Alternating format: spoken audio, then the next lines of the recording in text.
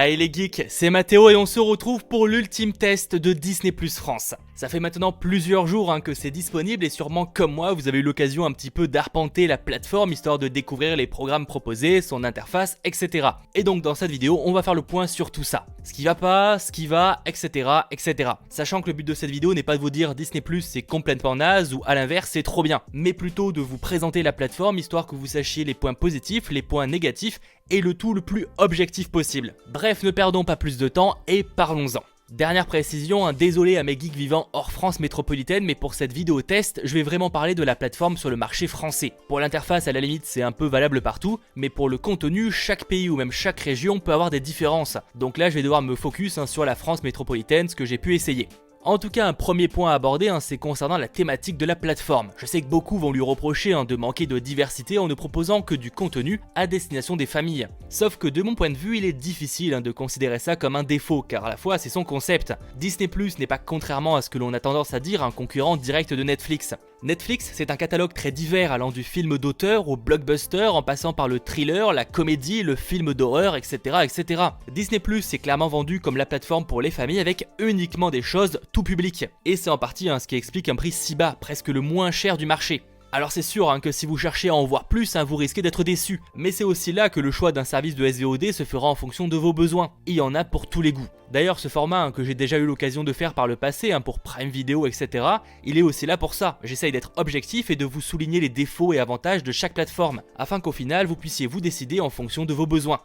Justement, quelques précisions de base mais tout de même très nécessaires. Le prix de l'abonnement est fixé à 6,99€ par mois ou alors à 69,99€ à l'année. Et vous pouvez, c'est important, résilier à tout moment et ainsi ne pas renouveler votre abonnement pour le mois ou l'année suivante. Sachant que l'on a le droit à 7 jours d'essai gratuit résiliable avant sinon convaincu. Pour s'abonner, on peut le faire uniquement via le site internet ou alors les applications disponibles sur les téléphones, sur Roku ou encore Fire TV Stick.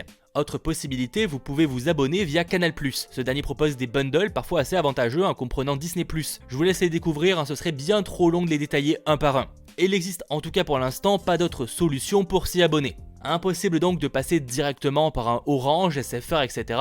ou en tout cas aussi simplement qu'on pourrait le faire avec un Netflix par exemple. Sauf si votre box est une Android TV, mais là c'est un cas assez précis.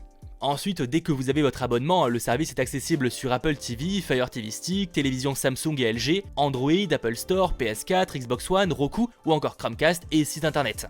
La liste finira sûrement par s'agrandir, on parle souvent de Nintendo Switch, mais pour l'instant encore rien de finalisé. Du côté des spécificités, j'en ai déjà parlé par le passé, mais on va y revenir histoire vraiment d'avoir un test assez complet. On a la possibilité de créer jusqu'à 7 profils différents, offrant le choix parmi de nombreuses photos différentes allant des héros Marvel aux héros Star Wars, Disney, etc. Via les applications Android et iOS, il est possible de télécharger des épisodes et des films pour les regarder hors ligne sur un maximum de 10 appareils. Et on n'a pas de limitation pour ce qui est du nombre de téléchargements, ce qui est assez rare et très cool. On nous promet aussi de la 4K Ultra HD pour certains programmes une fois le confinement terminé. Mais là-dessus du coup j'ai pas pu vérifier. On peut être jusqu'à 4 connectés en même temps, ça je confirme, et on peut aussi créer des profils enfants, ce qui réduit les programmes proposés à vraiment que des choses très enfantins, surtout des dessins animés. Voilà, tout ça c'est bien beau, mais il y a aussi une très grosse partie du choix de s'il faut s'abonner ou non qui va se faire sur le contenu. Car oui, une interface, qu'elle soit super belle, c'est important, c'est vrai, mais on s'abonne avant tout pour le contenu, les séries, les films, etc. que l'on pourra y retrouver. Là-dessus, Disney promet plus de 500 films et plus de 300 séries au lancement. Je l'admets, j'ai pas eu la foi de compter, on va donc leur faire confiance. Parmi tout ça, on peut aussi compter sur une vingtaine de programmes exclusifs appelés les Disney+ Originals, catalogue qui va s'agrandir sur le long terme. Concrètement, il y a Star Wars The Mandalorian qui est un peu la tête d'affiche du service, mais on retrouve aussi un show sur High School Musical, un remake de La Belle et le Clochard, le film Togo qui était plutôt sympathique, Stargirl, etc., etc. Des choses, et ça c'est plutôt un bon point, que l'on ne retrouve pas forcément facilement en temps normal. Souvent faut passer par les bonus de Blu-ray pour y avoir accès, là-dessus c'est directement proposé. Je pense par exemple au court-métrage Pixar notamment. Concernant le renouvellement de ces programmes, alors ça malheureusement il faudrait être un poil patient. Même si on s'attend à des ajouts chaque mois et c'est ce qu'ils nous promettent. Cependant il faut l'admettre, les grosses nouveautés exclusives seront assez rares. Et c'est notamment pour ça que Disney+ a pris la décision de publier avec un rythme hebdomadaire, afin d'avoir quand même des choses à proposer perpétuellement. Le jour des sorties étant donc le vendredi et à 9h, même si visiblement pour certains ça a bugué ce matin. Enfin quand j'enregistre c'est le vendredi. Malgré tout, la majorité du contenu reste pour l'instant le catalogue complet de Disney, allant des vieux films des années 50 aux productions plus récentes d'il y a quelques années. On y retrouve donc des Disney Live, des Disney Animations, mais aussi les Pixar, les Star Wars, les Marvel, ou encore une bonne partie des documentaires de National Geographic, ainsi que certains programmes familiaux de la Fox comme Avatar, Les Simpsons, L'Âge de glace, etc. Je note cependant qu'en dehors de ces derniers, les films de la Fox ne sont pas trop mis en avant, et ça c'est un poil dommage, j'espère qu'ils trouveront une solution. Mais il y a aussi Maman j'ai raté l'avion, Madame Doubtfire ou encore Sister Act. En tout cas, à part de rares exceptions, on y retrouve tout ce que Disney a sorti depuis sa création, en s'arrêtant il y a 3 ans. En effet, ça semble en avoir surpris certains, mais l'absence de Avengers Endgame du catalogue, pour citer que lui, c'est pas le choix de Disney, mais une obligation pour respecter la loi française, aussi connue sous le nom de chronologie des médias. Je vous mets le lien d'une autre vidéo en petit ou en description où j'explique un peu plus le sujet. Bref, là-dessus, je ne considère pas ça comme un défaut, étant un point que le studio peut difficilement régler rapidement. En gros, il faut au moins 3 ans d'écart pour qu'un film sorti au cinéma se retrouve sur la plateforme. Ce que je trouve par contre plutôt bien, c'est qu'en cherchant certains films dans la barre de recherche, on peut savoir quand ils seront disponibles. Bon, personnellement, j'ai vu ça uniquement pour l'instant sur les Gardiens de la Galaxie Volume 2 ou même La Belle et la Bête, mais ça reste extrêmement cool. Il y a bien un point par contre que je trouve assez dommage, c'est qu'il manque une catégorie un peu nouveauté, histoire de savoir ce qui est proposé. Alors certes, Disney+, le jour même, donc le vendredi, communique sur les nouveautés du jour, mais voir ça directement via l'interface, je trouverais ça plus pratique. Et c'est notamment pour ça que pour l'instant je peux pas faire une vidéo comme je le fais pour Netflix chaque mois où je vous annonce les sorties du mois, parce que tout simplement je ne les connais pas. Bref, concernant l'interface, vous l'avez sûrement déjà vu, mais on va revenir un peu dessus. C'est découpé globalement en 5 univers. Disney, Pixar, Marvel, Star Wars, National Geographic, et c'est plus ou moins tout. Là par exemple, j'aimerais bien une nouvelle case pour la Fox, ce serait extrêmement cool, mais je pense pas que ce soit prévu. Quoi qu'il en soit, personnellement, et ça reste mon avis, je trouve l'interface assez sympathique et assez agréable à naviguer. En revanche, il faut l'admettre, c'est pas toujours ultra fluide. Là au moment où j'enregistre cette vidéo, ça va, mais il y a parfois où ça lag un poil plus. J'imagine que par moment il y a beaucoup de gens connectés, ça peut s'expliquer par ça. Et pour le reste de l'interface, c'est plus ou moins du classique, c'est découpé en sous-catégories. Là par exemple, il y a quelques documentaires, là quelques comédies, on peut chercher par genre, etc. Pour ce qui est du menu en haut, on peut découper après en séries, en films, en originals, donc les programmes exclusifs à la plateforme. On peut aussi avoir ma liste, j'en parlerai plus tard. La barre recherche qui permet tout simplement de rechercher un programme plus précis. Et en dessous, on a aussi le droit à d'autres sous-catégories qui évoluent régulièrement avec par exemple là uniquement les Simpsons. Et on peut même avoir encore des sous-catégories avec ça, par exemple du côté des Simpsons, qui est plutôt une bonne idée, c'est d'avoir des épisodes uniquement sur une thématique. Donc dès que les Simpsons sont en voyage, c'est disponible dans cette catégorie-là. Sachant d'ailleurs, petite parenthèse, que la 30e saison est inédite en France sur la plateforme. Bref, du côté de Marvel, il y a presque tous les films dont ils ont les droits, c'est pour ça qu'il n'y a pas encore Hulk ou Spider-Man, c'est que ça n'appartient pas à Disney. On a aussi l'intégrale des X-Men, en dehors donc des derniers forcément, qui ont moins de 3 ans. On a le droit des documentaires, à quelques séries, alors forcément il y a des manquements, par exemple à Agent Carter, etc. Mais on imagine que ça pourra finir par débarquer sur la plateforme. Du côté de Star Wars, c'est pareil, il y a l'intégrale des films, en dehors donc de ceux qui ont moins de 3 ans. Et il y a aussi quelques séries, bref, on va pas revenir là-dessus. Du côté de Pixar, visiblement, il y a l'intégrale, plutôt bien aussi. C'est un truc qui est plutôt sympa aussi avec Disney+, c'est que finalement, vous allez découvrir de nouveaux programmes dont vous ignorez l'existence. On a tendance à croire qu'on a vu tous les Disney, mais en fait, on se rend compte que c'est pas vraiment le cas. Il y a des choses qu'on n'avait jamais entendu parler, et là, du coup, c'est l'occasion de les découvrir. En revanche, depuis tout à l'heure, je suis assez positif, mais il y a aussi pas mal de petits défauts techniques que j'ai pu remarquer, ou en tout cas qu'on m'a souligné.